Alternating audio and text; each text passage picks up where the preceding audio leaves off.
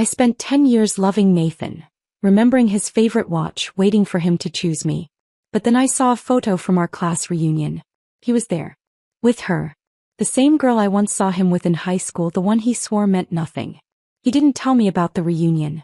He didn't tell me she'd be there. That's when I knew I was just a placeholder.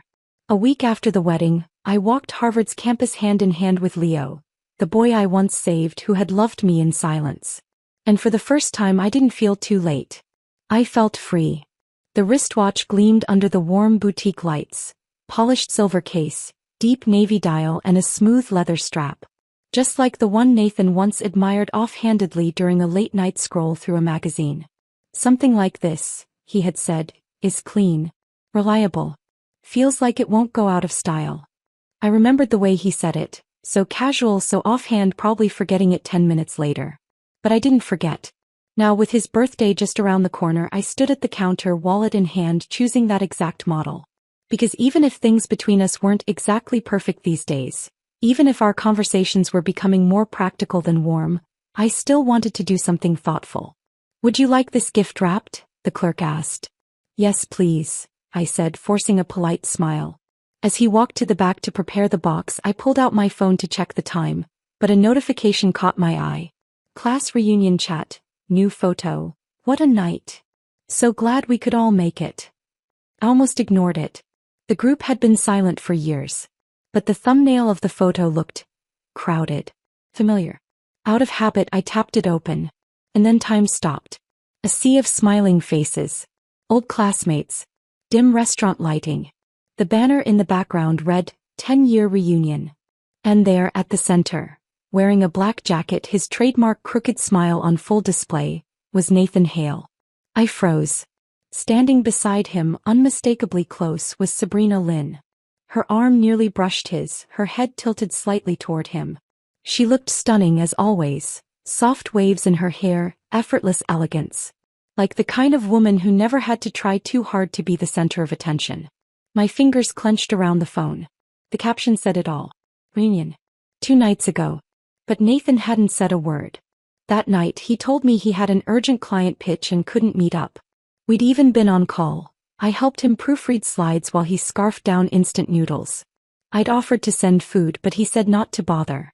He wasn't working. He was at the reunion. With her. The same girl I'd once thought I'd lost him to. The same girl I'd never been able to compare to. The same girl who once made me feel like I'd imagined all my moments with him. Flashback, 6 years ago. It was the last day of the school festival. I was heading to the art building when I saw them through the open hallway window. Nathan and Sabrina. They were under the banyan tree where we all used to hang out after classes. She was laughing at something he said. He wasn't touching her, not exactly, but he leaned in and there was something in the ease between them that made my stomach twist. I stopped mid-step. The envelope in my pocket crinkled. A note I'd written days ago. My confession. All the feelings I'd kept locked away. But I didn't move. I watched from a distance. And I turned around. I never gave him the letter. Later that afternoon I found Nathan alone near the gym lockers, taping up a poster for the final event of the night. Hey, I said, trying to sound normal. He turned, grinning. Hey Cara. You left early. Got tired, I shrugged. I waited a second, then casually asked, so, you and Sabrina? He looked confused. What about us? I shifted my weight. Do you feel anything for her? He blinked, surprised. Then shook his head without hesitation. No. I mean, she's great, but nah. It's not like that. He said it so simply. Like it wasn't even a question worth asking. I laughed it off, said just wondering, and we moved on to other things. He never asked me why I'd brought it up. I never told him. But that answer, nah, it's not like that, had stayed with me for years. A small, silly flame of hope. Present day. Miss. The shopkeeper placed the now wrapped box on the counter. Would you like a receipt? I nodded and took the bag, murmuring my thanks. As I stepped outside, the wind slapped my face, brisk and cold like reality. The image of that group photo burned behind my eyes. Nathan had gone. He had seen Sabrina again. And never once mentioned it to me. I clutched the box in my hand. This watch, this carefully chosen, lovingly saved for gift, now felt like a prop in some joke I wasn't in on. The flashbacks wouldn't stop. Of me standing alone in high school holding back a confession. Of his casual smile when I asked about Sabrina. Of all the birthdays, the coffee runs, the late-night ramen, the ways I had always tried to be enough, waiting for him to see me. No. He was still with her. Or at least close enough to be in the picture. But I wasn't even in the frame. I stood outside Nathan's apartment door with the weight of a ribbon-wrapped box in my hand and the sharpest silence pressing against my ears. It was supposed to be a simple surprise. Drop off the watch, the same one I had picked out with quiet pride only a few days ago, and maybe slip in a card if I had the courage. Something thoughtful. Something soft. But now it just felt like a test I already knew I'd fail. 2 nights. That's how long he'd stayed silent after the class reunion. 2 nights of him pretending he was working late. 2 nights of me making excuses on his behalf. I should have turned around. But I didn't. I lifted my hand to knock and paused. There were voices coming from inside. Muffled but clear. One of them was Nathan's. The other, Mark. I leaned in instinctively. Not to eavesdrop, not intentionally, but something about Nathan's tone pulled me still. Come on, man, Mark was saying. You're overthinking this. Nathan let out a dry laugh. I'm not. She's been with you through everything, Mark pressed. You really gonna screw this up just because Sabrina's back in town? Silence. My stomach tightened. Nathan spoke again, quieter this time, almost like he was trying to convince himself. "'Cause, great," he said. "She's always been great. But, that word could ruin a decade. When someone throws themselves at you, it just doesn't feel the same, you know?" He continued. "It's not like chasing someone. It's not the same satisfaction." My heart dropped like a stone. In my hands the watch felt heavier. My fingers tightened around the box, digging into the ridged paper. It was suddenly hard to breathe. Throwing myself at him? Is that what I'd been doing all these years? The late-night calls. The small surprises. The thoughtful texts. All the ways I tried to fill in the silence he left behind. I took a shaky step back. He couldn't see me right now. Not like this. Not with the truth still echoing behind his door like smoke from a burned bridge. I turned around, my heels quiet against the hallway floor, and pressed the elevator button with a trembling hand. The street outside was unusually bright for a late afternoon. The sunlight hurt my eyes. I walked without thinking, the box still in my hand, my chest burning. At the corner of the block, a green-painted trash bin stood waiting by the curb. I stared at it for a long time. This gift, this stupid, expensive, perfectly wrapped gift, had once meant something. Not just because of what it was, but because I thought I mattered enough to give it. Now it was just proof of how far I had misread everything. Without hesitation I dropped it in the bin. No drama. No second glance. Just gone. When I got home the quiet hit harder than I expected. I walked straight into the bedroom and stood in the center, scanning the shelves, the dresser, the corners filled with years of us. A framed Polaroid from the weekend trip to the lake. Gone. The snow globe he brought me from New York. Gone. The stack of birthday cards. The his and hers coffee mugs. The plush panda from the claw machine he insisted he'd win for me even after wasting $18. All gone. Into a box. No hesitation. No ceremony. I even opened the gallery on my phone and began deleting, one by one. Every photo where I tilted toward him. Every one where I was smiling and he was just standing still. It wasn't anger driving me. It wasn't heartbreak either. It was the emptiness that followed a long, painful wait. I wasn't sad he didn't love me. I was sad that I let myself believe he would. Later that night, as I sat cross-legged on the floor of my living room surrounded by half-filled trash bags and open drawers, my phone buzzed. A new message. Sabrina Lynn. My hands stilled over a photo album I hadn't touched in years. Sabrina, hey Kara. I didn't get to see you at the reunion. Was kind of hoping we'd catch up. A few of yous are planning something more low-key tomorrow. Would love if you came. No emoji. No sarcasm. Just a casual invitation like we were still friends. I stared at it for a while. If this were a few days ago I would have ignored it. Or politely declined. Or texted Tessa in a rage. But tonight, I typed out a reply. Me, sure. Let me know the time and place. Because now I wasn't hiding. Not from Nathan. Not from Sabrina. And certainly not from the truth. If I was going to let go, I wanted to look my past in the eye and say goodbye properly. The restaurant Sabrina chose sat on the outskirts of the city, nestled between hills and tall glass buildings. One of those places with lantern lights and ivy-covered walls, designed more for atmosphere than warmth. It was the kind of place where the food came in curated portions and everyone spoke in slightly lower tones. I arrived 10 minutes early, partly out of habit, partly to keep my nerves in check. Mark waved me over the moment I stepped in. He was Nathan's best friend since high school, still tall and easygoing with that same dimpled grin girls used to whisper about in the hallway. Next to him sat Tessa, the woman he'd been dating for the last 2 years, and my closest friend since college. We met when I first started working. She was bold where I was cautious, fast-talking where I was thoughtful. I loved her instantly. She was also one of the only people who knew how long I had waited for Nathan to come around. Finally, Tessa whispered, pulling me into a hug. You look great. Understated but dangerous. I laughed, grateful for the normalcy she brought with her. Nathan was already there too, seated beside Mark. The moment he saw me, he stood up, reflexive and automatic. Hey, he said softly. Let me take your coat. I've got it, I replied without meeting his eyes. He hesitated, then slowly sat back down. I took the seat next to Tessa across the table from him. It was deliberate. He noticed. Tessa leaned toward me and murmured, "Something happen?" I gave a small shrug. Let's just say clarity came a little late. She raised a brow but didn't ask more. Dinner started politely. The usual small talk. How's work? Have you seen so-and-so? Where did you disappear to after graduation? The noise that fills the space when people don't want to touch anything real. Nathan kept glancing at me like he had something to say. But each time our eyes met, I looked away. I used to believe loving him was my private decision. That no one could take that away from me. But love, unreturned, quietly rots. It eats at the parts of you that once bloomed just from being near them.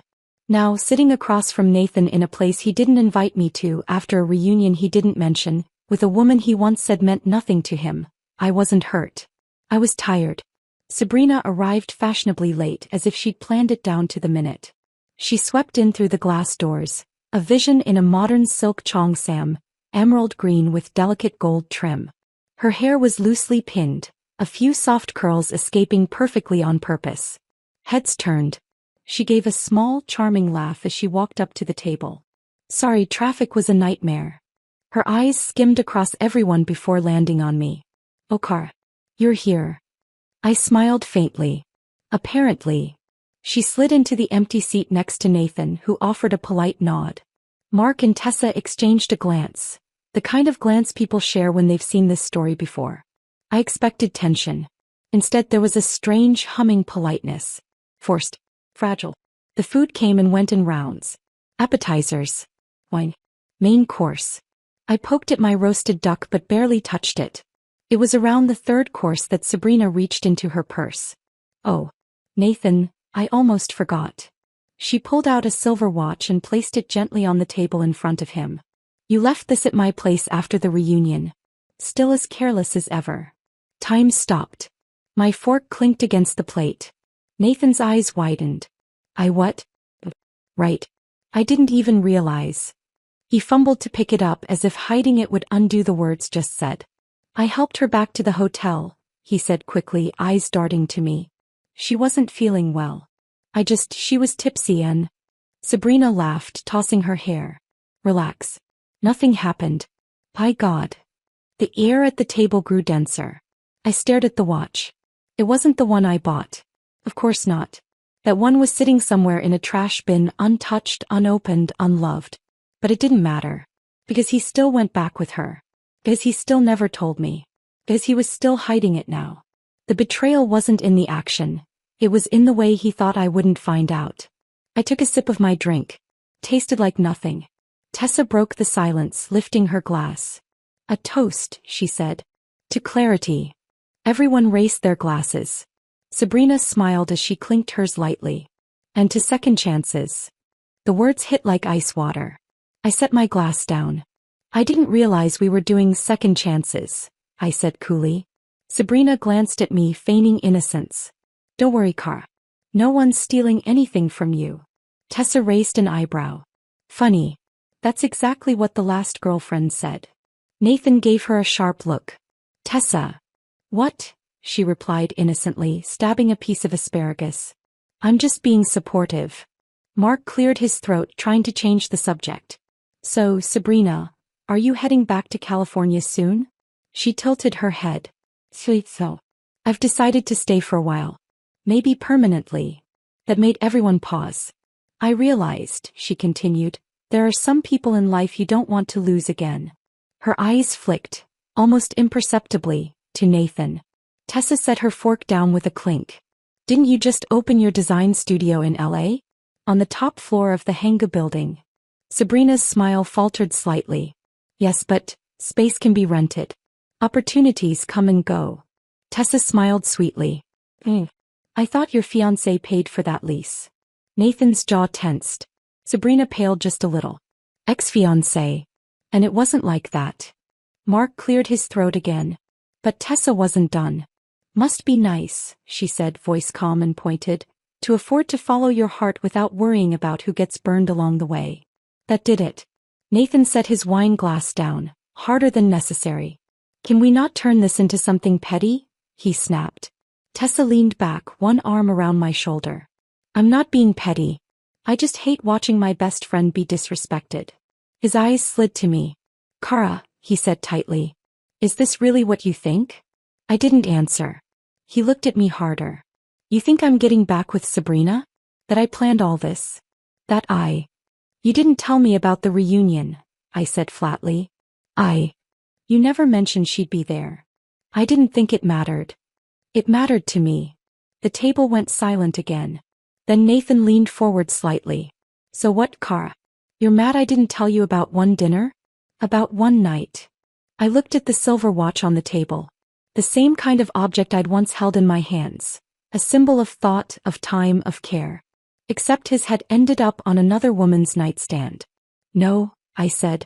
I'm not mad about that. Then what? I'm mad, I said quietly, that it was so easy for you to pretend I wasn't there. The next morning I didn't cry. I didn't text anyone. I didn't replay what Nathan said or what Sabrina meant, or how Tessa had thrown her wine down in glorious defiance. I cleaned. I woke up late, brewed a cup of green tea and opened every drawer in my apartment that had even a trace of Nathan Hale in it. I didn't rage or sob or burn photographs. I just folded things quietly, placing them into cardboard boxes and garbage bags like I was packing up a version of myself I no longer needed. I took down the framed photo from the trip to Nantucket. Tossed the clay mug we'd bought at the street market together. Deleted his half of the Spotify playlist. No theatrics. No announcements. Just silence. The kind that comes when a door inside you finally closes. That afternoon I walked to Harvard's public library. I hadn't been there in months. It used to be my favorite place when I was still planning to apply for grad school. Before Nathan's startup, before his job hunt, before the Kara, can you help me just one more time years. Now for the first time in ages I was there for me. The marble floors felt familiar beneath my boots. I found a corner table on the second floor, pulled out a borrowed GRE book and forced my mind to focus. 2 chapters in, I felt someone sit down across from me. I didn't look up at first. But by the 3rd day it was hard not to notice he was always there. Same seat. Same black hoodie. Same quietly intense energy. Surrounded by girls whispering near the book carts, glancing over their shoulders. But he never seemed to notice them. Only once did his eyes meet mine. And when they did, they didn't dart away nervously. They held still. Day 4 I arrived late. The library was packed. I scanned the floor but found no open seats, not even in the basement reading room. I was about to leave when I heard a voice behind me. You can take mine. I turned. It was him. He stood, slinging his messenger bag over one shoulder. I was just finishing anyway. I hesitated. Are you sure? He nodded. It's all yours. As he stepped aside, I caught a better glimpse of him. Tall, lean, probably early 20s. Pale skin. Sharp cheekbones. Hair slightly messy like he had run a hand through it one too many times. Glasses pushed up on a strong nose. When I sat down, I noticed he'd left a book behind.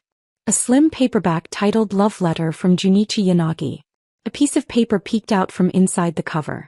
Curiosity got the better of me. I opened it and pulled out a bookmark, hand-drawn, delicate with pressed violets laminated into the edges. On the back was a neat line of handwriting. Hi, I'm Liochin.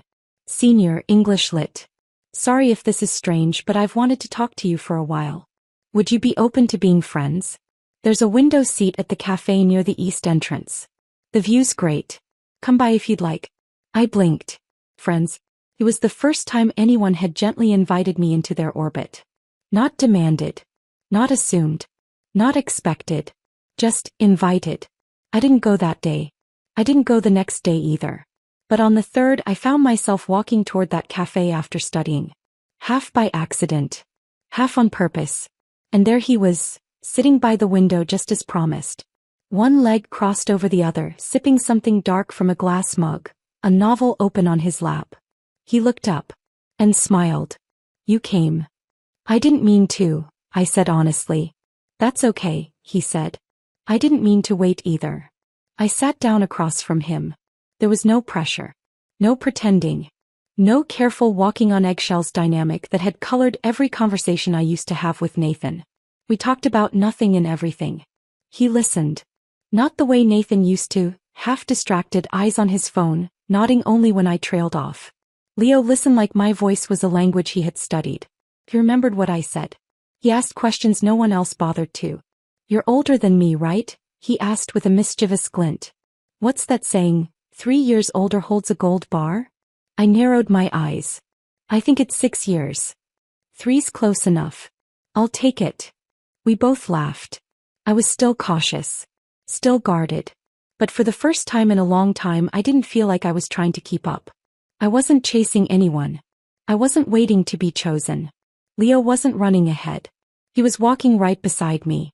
Leo showed up the following Thursday morning with 2 bags full of groceries and a sheepish smile.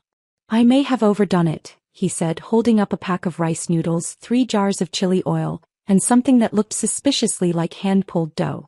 You cook like my grandmother shops for a family of 8, I laughed, stepping aside to let him in. She sounds wise. He moved through my small kitchen like he'd been here 100 times, carefully washing vegetables, boiling stock and seasoning like a pro. I sat on the counter with my knees pulled up, watching him with a growing sense of ease and disbelief. No guessing games. No unspoken tension. No chasing.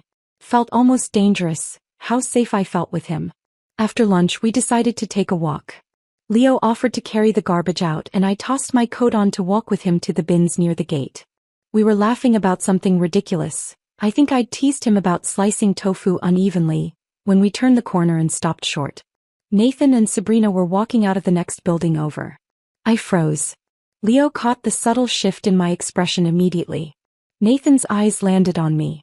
His whole body tensed. He was still in his gray coat, one hand in his pocket, the other holding a paper cup of coffee. Sabrina had her arm looped through his. The second he saw Leo standing beside me, groceries in one hand, my apartment key dangling from the other, his expression cracked. Kara. He said it like a warning. A demand. A tremor. I gave him a flat, polite nod. Nathan. He stepped forward quickly. Can we talk? I'm busy. With him. He nodded at Leo, voice already sharp. You're bringing some guy home now? Leo remained still, silent. Watching. Respectfully waiting for my cue. Nathan's voice dropped. You live alone. Do you think that's safe? Do you think that's appropriate? I crossed my arms. My personal life isn't your business. Sabrina, standing a few steps behind, gave a small laugh. Relax, Nathan. We all get it. Kara's just moving on. Leo's hand flexed slightly, but he didn't speak. Nathan stepped closer. Kara, I'm serious. You don't know this guy. You're being reckless. I stared at him. You're calling me reckless? After what you've done. He looked like he wanted to protest, but I didn't let him. You hid things from me. You kept Sabrina a secret. You lied about a reunion and left your watch at her hotel room. And now you think you have the right to question me? Nathan's jaw tightened. You've really changed. Good. He took one more step, grabbed my wrist. Just tell me who he is. Before I could respond, Leo stepped forward, his voice calm. I'm Liochin, he said. Senior at Harvard. English Lit. I like spicy noodles, horror books and slow walks in used bookstores. and I would never hurt her. Now let go of her wrist. Nathan blinked, then scoffed. You're just a kid. Leo tilted his head slightly. And yet I know how to treat her better than you ever did. I almost laughed. But Nathan, instead of saying something else, pointed at me. Soya, I'm warning you. I didn't let him finish. I stepped back, lifted my foot, and kicked him hard in the shin. He let out a yelp, stumbling back with an angry curse. Don't ever touch me again, I said coolly. You and Sabrina? Perfect match. Both full of surprises. Then I turned on my heel and walked toward the building, Leo trailing silently behind me. From behind, I heard Sabrina trying to catch up with Nathan, her heels clicking against the pavement. Nathan, wait, what was that? He didn't answer.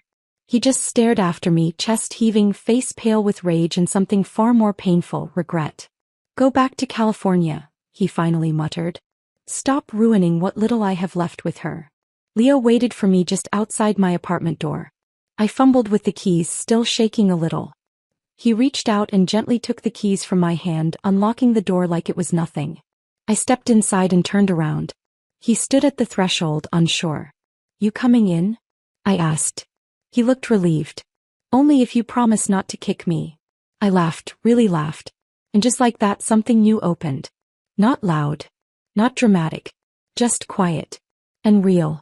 Leo didn't ask me for a label. He didn't push for exclusivity, didn't hint around the topic, didn't hover like he needed me to confirm something for his sake. He just showed up, again and again, in quiet, kind ways that softened the places in me that had been aching for far too long. Every morning started with a knock on my door. Sometimes it was congee with scallions, other times it was a smoothie and handwritten sticky notes that read, "Don't forget to hydrate today." He knew I liked silence in the morning, so he never talked until I talked first.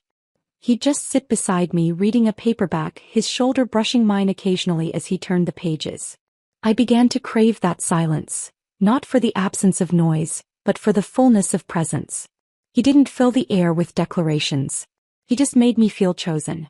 Without ceremony, without a stage. Without comparison.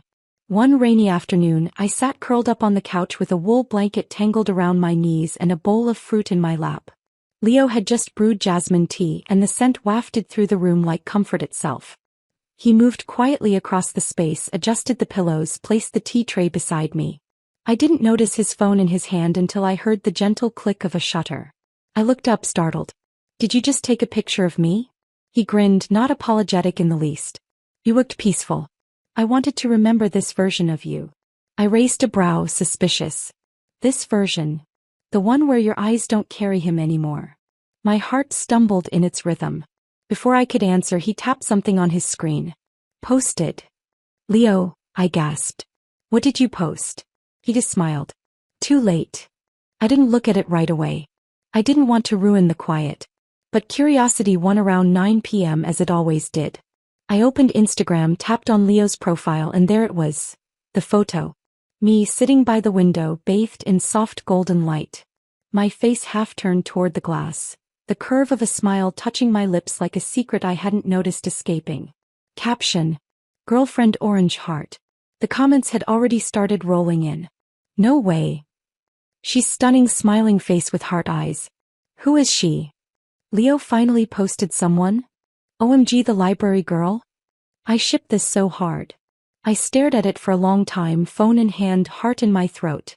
He hadn't asked for permission. He hadn't needed to. He just said it. Like a fact. Like something he already knew and was proud of knowing. And the most shocking part? I didn't feel scared. I didn't feel the urge to hide or shrink or explain. For once, I felt seen in the exact right light. So I took a picture of him in return.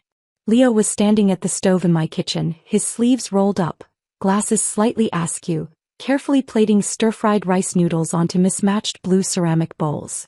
I captured the moment quietly, then posted it with a single word. Boyfriend. No emoji. No hashtags. No soft launch. Just the truth. My phone buzzed within seconds. Tessa. You posted a man? I picked up, already laughing. Hello to you too. You posted a man, she screeched. Without even a warning. Are you alive? Are you in love? Is he breathing? Does he have a twin? I was still giggling when I said, his name is Leo. He reads poetry, cooks like a dream, and knows the difference between listening and waiting to talk. Her tone shifted. You sound different. I feel different. Pause. Then, Cora. Nathan's going to see this.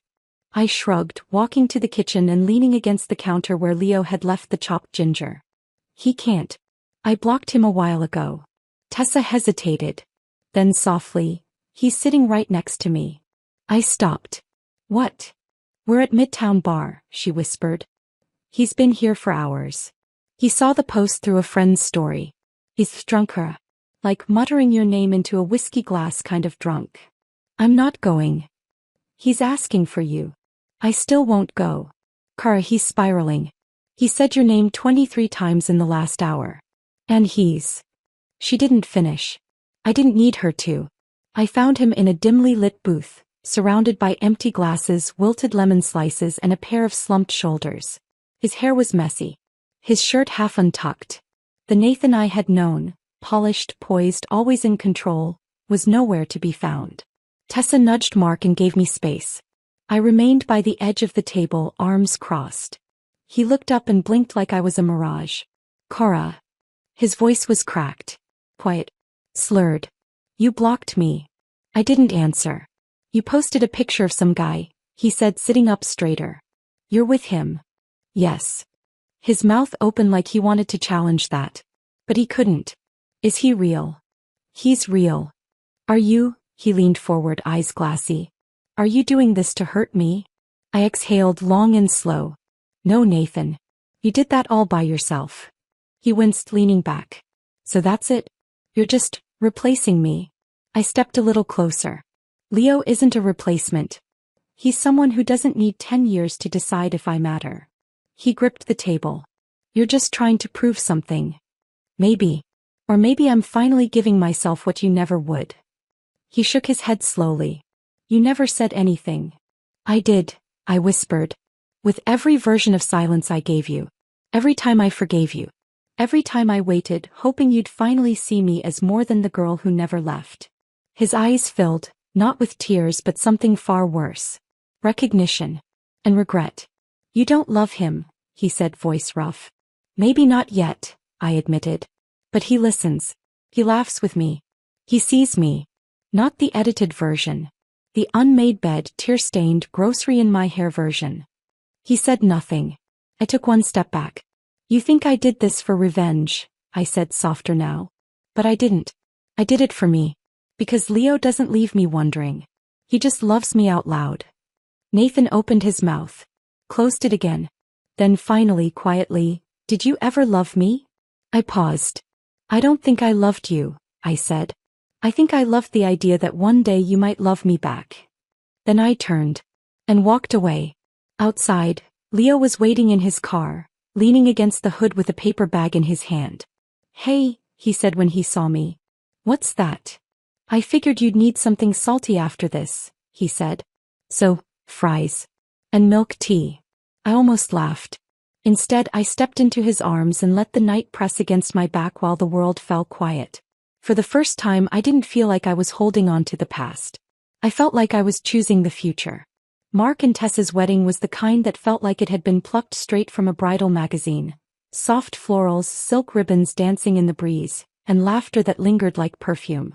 Every detail shimmered, down to the personalized napkins with tiny gold foil M&T initials stamped near the edge.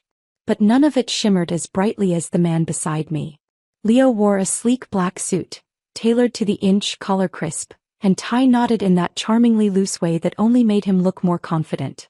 When he stepped out of the car to open the door for me, I heard someone audibly gasp. We weren't the spectacle of the wedding, but we were the quiet showstopper that made people nudge their neighbors and ask, "Is that her new boyfriend?" Yes, he was. The courtyard buzzed with music and clinking glasses as we arrived. Leo's hand remained gently at the small of my back as we wove through guests. His fingers didn't tighten or shift when people stared. He didn't shrink. He didn't hesitate. We passed the reception table and someone called out from across the patio, "Kara, you look incredible." I turned with a wave, and that's when I saw Nathan. He was by the champagne fountain mid-pour and mid-stare. His glass tilted slightly, just enough for the liquid to spill over the rim. He didn't seem to notice. His eyes weren't on me. They were on Leo. More specifically, on Leo's hands still resting on my waist. Recognition hit him in stages. First the confusion. Then the narrowing of his eyes. Then the full realization. Leo wasn't just my date. He was someone from years ago. Someone Nathan used to brush past in hallways and barely register. The quiet underclassman who once borrowed my notes and always sat a row behind. Now standing beside me like he had always belonged there. You remember him, don't you? I asked Nathan later that evening when we crossed paths near the dessert table. Nathan's jaw flexed. Leo something. You used to tutor him. Leo Chin. Leo answered smoothly, stepping forward without missing a beat. And I'm her boyfriend now. Nathan blinked. Leo held out a hand like it was a business deal. Which means the competition's officially over. Nathan didn't take it. Leo smiled wider. Didn't think you would.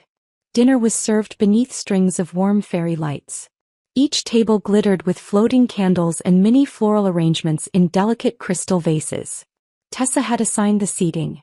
And somehow, intentionally or not, Leo and I were seated right across from Nathan. The air was tense. Not openly hostile. But the kind of quiet that pressed against your skin like static electricity. Leo didn't seem bothered. He poured me sparkling water, twirled my chopsticks toward the steamed fish, and cracked a joke that made the table laugh. I felt a few lingering glances, mostly from the bridesmaids, and heard one whisper behind a napkin, "He's so attentive." I smiled politely but kept my eyes on my plate. I could feel Nathan's stare burning into my profile. He hadn't said a word since sitting down. Just silently ate, lifted his glass and stared. When I laughed at something Leo whispered in my ear, Nathan's spoon clattered against his plate. No one commented. But I felt the invisible thread pulling tighter. Leo reached over to brush a strand of hair from my cheek. That's when Nathan finally spoke. Funny.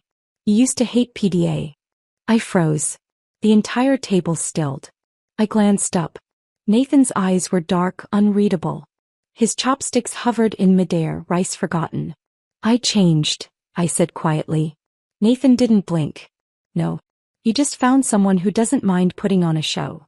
Leo's jaw twitched. I placed my chopsticks down with a firm click. I'm not an object in a tug-of-war, I said, voice calm but hard. And I'm not going to sit here while you try to prove something.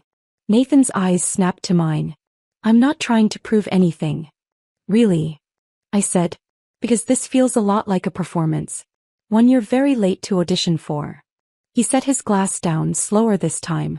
Kara, No, I said, holding up a hand. Let's not do this here. Nathan looked around. The table had gone completely silent, but everyone pretended to eat, eyes lowered and shoulders stiff. Only the music played on, soft strings weaving between the tension. I just want a chance to explain, Nathan said, softer now. I made mistakes, but... I laughed bitterly. Mistakes. He hesitated. You slept with someone else, Nathan, I said, voice low but deadly clear. That's not a mistake. That's a choice. Even the wind seemed to pause. His mouth parted but nothing came out. I continued, and I lived with that choice for longer than I should have. Forgave it, swallowed it, buried it. But I won't do that anymore. Leo reached under the table and gently took my hand. Nathan saw it. And this time he didn't say a word. After dinner I escaped to the balcony for air. The stars were dim tonight but the moon was full, bright enough to light the edge of my dress. Leo followed a few minutes later. You okay? He asked. I nodded. Yeah. Just needed a reset. He leaned beside me, elbows on the railing. He looked like someone trying to hold water in his hands, Leo said. Like no matter how hard he squeezed, it still slipped out. He had years, I murmured. And I gave him every version of myself. Quiet, loud, hurt, hopeful. None of it was ever enough to make him choose me fully. Leo didn't answer right away. Then, he didn't deserve you. I turned to him. And you think you do? He met my gaze without flinching. I don't know if anyone deserves someone like you. But I'll spend every day making sure you never have to ask if you're loved. Later during the speeches, Tessa handed me the mic. I hadn't prepared anything. But when I stood at the front, under the glow of lights and cameras, I didn't freeze. I found Tessa's gaze. Then Mark's. Then Leo's. and for the first time I said it clearly. Love, I began, shouldn't be something you have to beg for. It should be loud, kind, and visible. A quiet murmur of agreement rippled through the crowd. Someone once told me that people love in different ways, I continued, and while that may be true, the right person won't make you guess. I didn't look at Nathan. But I didn't have to. I knew he was watching. They'll hold your hand in public, bring you tea when you're sick, and post about you without worrying what anyone thinks. Because to them you're not a secret. You're the answer. I raised my glass. To Tessa and Mark, a love that's loud, kind, and visible. The applause was thunderous. Leo kissed my cheek. Cameras flashed. People cheered. And across the courtyard Nathan clapped too. But his smile never reached his eyes. That night, as guests spilled out into the courtyard and the cake was cut, Nathan stepped outside alone, hands shoved into his pockets. Tessa found him leaning against a column, eyes lifted toward nothing. She looks happy, he said. Tessa tilted her head. No. She looks seen. He didn't respond. After the wedding, everything felt lighter. Not just because of what was said at dinner or what wasn't, not even because of the finality in Nathan's expression. The quiet defeat in his eyes when I told him sleeping with someone else wasn't a mistake, it was a choice. No. It was because for the first time in 10 years I wasn't waiting. I wasn't wondering if I was enough, or if he'd wake up one morning and realize he couldn't live without me. I wasn't holding my breath, hoping someone would see me clearly. Because someone already did. A week after the wedding, Leo asked if I wanted to go for a walk. Just a walk. No flowers. No planned destination. No surprise.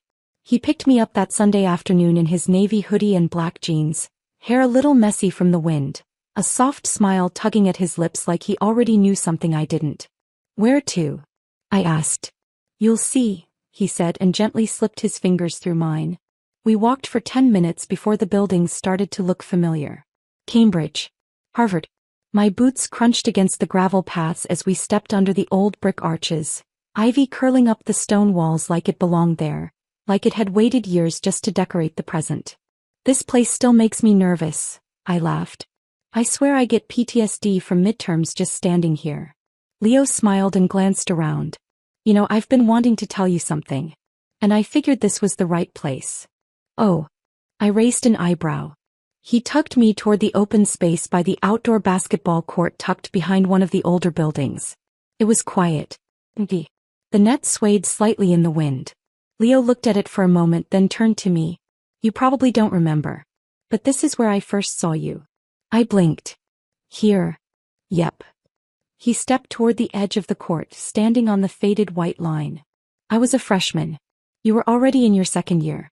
I was here late one night shooting hoops and I rolled my ankle pretty badly. I fell straight on my face. I laughed, picturing it. Sounds painful. It was, he said with a grin. But the worst part? My friends had ditched me for a party and I was lying there like an idiot thinking, well, this is it. I'm going to die in gym shorts. I smiled, leaning against the fence. Tragic. That's when you showed up. With a tote bag, 2 books in your hand, and that signature Kara expression, half curious, half unimpressed. My eyes widened. Wait, that was you? He nodded. You knelt beside me, pulled out a mini first aid kit from your bag and started wrapping my ankle like it was just another Tuesday. Didn't even ask my name. I stared at him, memories slowly piecing together. I remember you wouldn't stop talking. I was nervous, he admitted. You were way too pretty and I was bleeding. I laughed again, covering my mouth. Leo's voice softened. You handed me an ice pack from your lunch bag. Then you stood up and said, next time maybe look up while dribbling? Oh my God. I limped back to my dorm with a bruised ego and a crush the size of Boston. My smile faded into something quieter. Something gentler. You never said anything. I was just some awkward underclassman, he shrugged. You had your world. Your friends. And to him. Nathan. Of course he meant Nathan. The silence between us stretched a little. Leo leaned against the chain-link fence, eyes tracing the faded lines of the court. I used to come here sometimes after that, he said. Just to see if maybe you'd walk by again. You never did. I swallowed. Then years went by. And you were always just, this unreachable idea. Like the girl who patched me up and disappeared. I looked at him. And now? He turned to me fully. Now you're the woman who chose to stay. My throat tightened. He stepped closer, brushing a strand of hair behind my ear. I never thought I'd get a second chance. I didn't think I'd even be remembered. But when I saw you again standing outside that reunion hall holding that watch, I knew. Knew what? That this time, he whispered, I wouldn't be invisible. We sat on the cold bench just outside the court, hands still entwined. A group of students passed by with laughter and skateboards, but I barely noticed them. All I could hear was the echo of my own heart, steady, unhurried. No longer begging to be heard. I wasted so much time, I murmured, staring at my knees. 10 years, Leo. 10 years waiting for someone who never looked back. You didn't waste it, he said softly. You were learning how to love. You just hadn't learned how to choose yourself yet. I turned to him. His eyes held nothing but sincerity. I watched you from a distance all those years, he continued. Not because I was afraid, but because I knew you weren't ready. Not for me. Not even for you. And now. He smiled. Now you're here.